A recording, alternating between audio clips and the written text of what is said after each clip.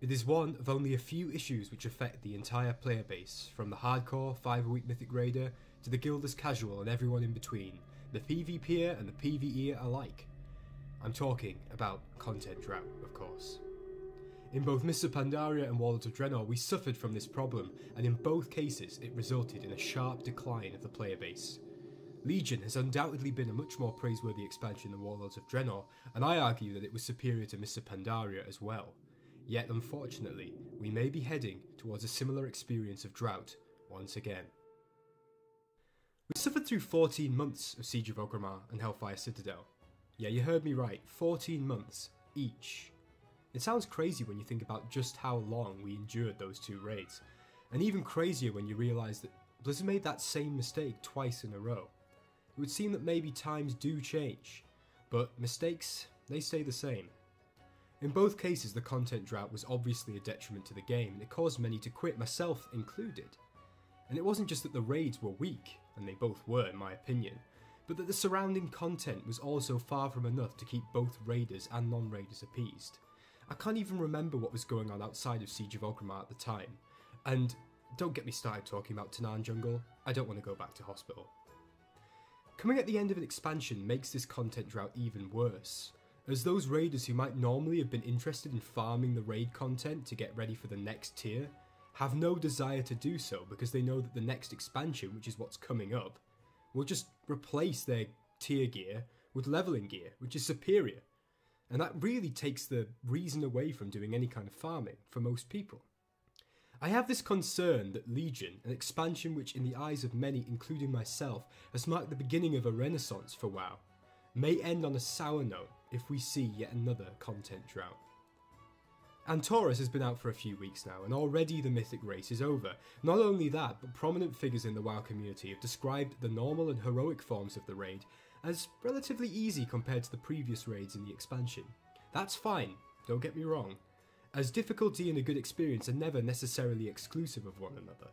But it is a problem if both the casual and hardcore player base have experienced all the content of the patch directed at them within only a month or two. This is a distinct possibility at this stage. If we remember that it was only mid-November that we first heard anything about the new expansion, and that honestly we have only got snatches of information at this point, not including the very reason why the Battle for Azeroth starts, then we can assume that we'll be waiting quite some time before the majority of players can access Battle for Azeroth. So, is the situation as bleak as it seems from the outset? We have a raid which may be enjoyable but isn't particularly challenging, and which most players will likely complete on their preferred difficulty setting within the next couple of months at the most. We may be looking at a 10-month wait at least before the release of Battle for Azeroth, and if previous expansions provide a benchmark, it may be considerably longer still. So the question is, what does Blizzard have in mind? Will they make the same mistakes a third time, or do they have something up their sleeve which will satisfy the majority of the players for the time being? The answer? Possibly. It seems highly likely that the allied subraces relevant to the content of Legion, i.e. the High Mountain Tauren, Void Elves, Nightborn and the Lightforged Draenei, will be released sooner than we initially anticipated, with many speculating a release for at least some of those races in 7.3.5. Some have suggested that this content has been rushed forward as Blizzard realises that the Burning Throne raid will not keep players occupied for as long as they might have initially thought. All in all, it seems that Blizz are hoping players will be busy levelling new allied race characters in preparation for BFA if they grow tired of the current max level content. But is that enough? And is it all they have planned? First of all, let's ask the blunt question: how many players are actually interested in levelling again? The character may change, but the classes and the content, that'll remain the same. A good portion of the player base may have no interest in levelling new characters, so this content won't mean much to them. For those that do, we have to ask ourselves how long this will occupy them. Certainly less time than the raid, one would think. I mean, the last time I rushed the levelling process of a character, I was at max level running Suramar within a week and a half of playing. And I certainly could have gone much faster. I'm not your stellar speed leveler. But I made it from 90 to Emerald Nightmare ready at the beginning of Legion in around 4 days. Unless players are intending to take the levelling process slowly, not using heirlooms, enjoying some of the levelling content in the zones, then they'll have gotten the most from that particular content within a month at most. if they don't grow tired of the traditional way of leveling first. I know that Blizzard is going to introduce these changes we've heard about to the way that leveling is done, allowing you to go to any zone that you enjoy without it being restricted by its traditional level group. But the zones remain the same, the class you're playing will remain the same, and the quests will also be the same. You have to wonder, how long will people be interested in doing this for? So what else might be on the cards then, other than this leveling experience? I personally have been having a blast with Wintervale for the first time. I know that these holidays are short and simple, but there's something pleasant about completing content in WoW for no other reason than the sake of doing it and seeing what Blizzard created for us. Not everything needs to have an end goal in mind. After all, when you play a single player RPG, exploration is its own reward, and it should be that way in more of our MMO content. Micro holidays have given me a similar burst of enjoyment, although I would add that I wish Blizzard would put a little more effort into these events. They can bring servers together and give casual non-raiding players and newer players something to do which makes them feel included in the game.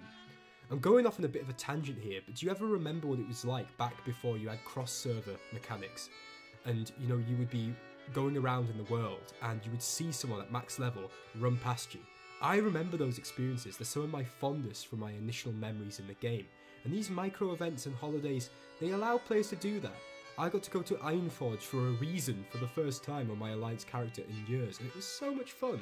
That place is awesome, and for new players who end up going there, new dwarves and gnomes, it must be great seeing really nice transmog geared people running around doing stuff for Smokywood Pashas and making cookies for Father Winter, you know?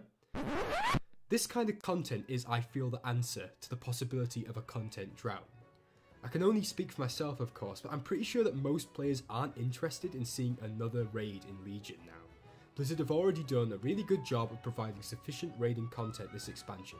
We're not living in the doldrums of WoD where we just had its 3 subpar raids. God, don't make me think about it.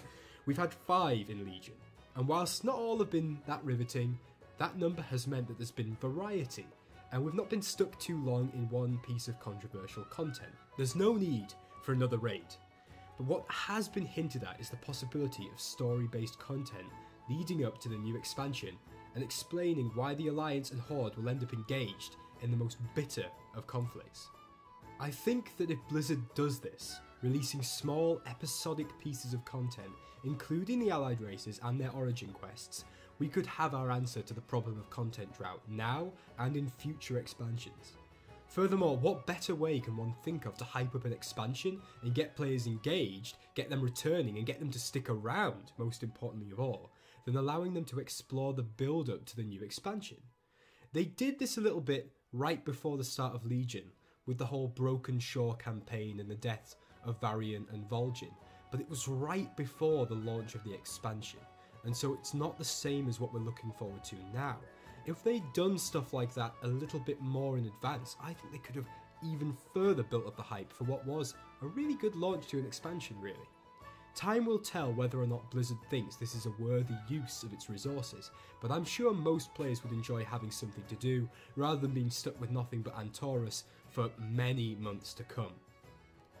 Despite the fact that I haven't played much of the latter half of it, Legion has been a good expansion, and it's given me hope for the first time since mid-Mr. Pandaria, we're talking Thunder Isle time, that Blizzard once again knows how to make its game grow and ignite the passion of the players like myself who have been logging on for, in some cases, over a decade. Turning the game around from the woes of Warlords of Draenor and the mediocrity of late Mr. Pandaria took a lot of effort and intelligent development. Preventing a content drought is an easy task in comparison, which is why I hope that Blizzard doesn't mess it up and give a bad ending to what has been a positive chapter in the World of Warcraft story. Anyway guys, this was just a short video on my thoughts on the potential content drought that we might be facing and why I really hope it's not going to happen this time around. Thanks so much for watching guys. I really appreciate your support and I hope you enjoyed the video. If you did, and for some reason want to hear me rambling on about other topics related to World of Warcraft, click one of the links on your screen right now. If for some reason you enjoy the sound of my voice remotely as much as I do, consider subscribing, because I'm aiming to put out more content going forward. Thanks again, and I'll see you in the next video. Bye bye.